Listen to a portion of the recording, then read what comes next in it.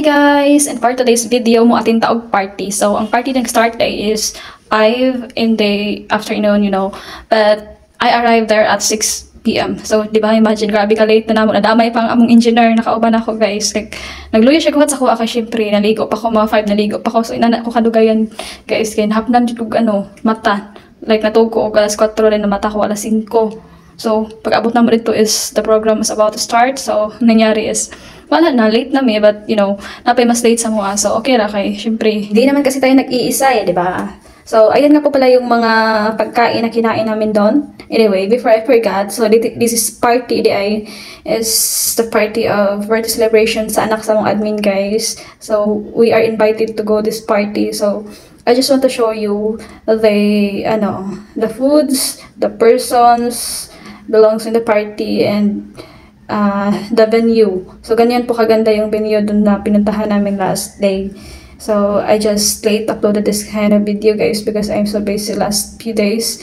And, ayan nga po pala yung mag-ina is nagkakaroon sila ng speech in front, and everyone got having a terrified eyes. Kasi syempre, guys, na-touch po me sa ilang mga message throughout of experiences, through up and downs. So, that they've been through. So, ayun, natatouch din kami as part of the reviewers. So, and yes, while the birthday celebrant is about to speak in front, so I just taking a video of the audience. So, ayun nga po pala yung audience. Ayan po si Ma'am Jen at saka yung isa, hindi ko alam yung pangalan. Then, that's her best friends. They are speaking in front. Then, I am the viewers. Look, I'm enjoy watching their speech or watching their in front, like speaking. And yes, guys, alam niyo ba yung kagandahan, guys, is nasa front talaga kami. Yes, nasa front, like, kami talaga yung unang makakita sa kanang yung mga nangyayari sa front. Like, napaka-social. Kasama po yun namin yung admin namin doon. Iniba-iba kasi, guys, yung Winland group and, their family. But we are so social kasi kasama namin yung birthday celebrant na kumain. And yes, guys, before this vlog is about to end, so I just want to say thank you so much to Ma'am Cookie for inviting us here and for giving a good